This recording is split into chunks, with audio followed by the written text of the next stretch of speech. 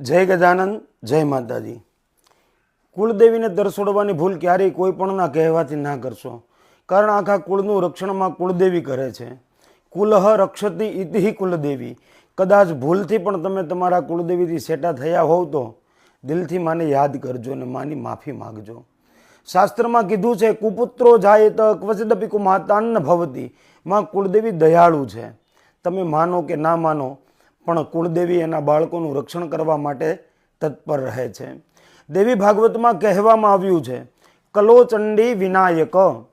કળિયુગમાં દેવી શક્તિ અને ગણપતિ તત્કાલ ફળ આપનારા છે, માટે કુળદેવીથી ક્યારેય દૂર ના થવું।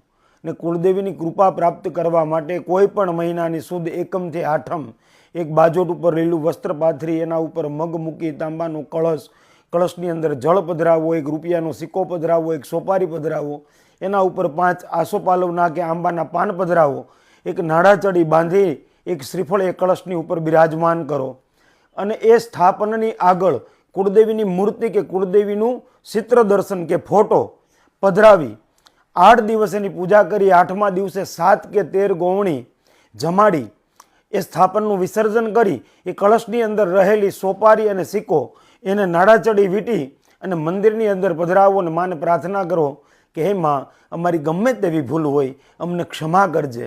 માં દયાળુ છે, જરૂર તમારી ઉપર કૃપા કરશે અને કુળદેવીની કૃપા થાય એટલે તમારા જીવનમાં ક્યારેય કોઈ સંકટ કે સમસ્યાઓ રહેતી નથી। જય ગજાનંદ, જય માતાજી।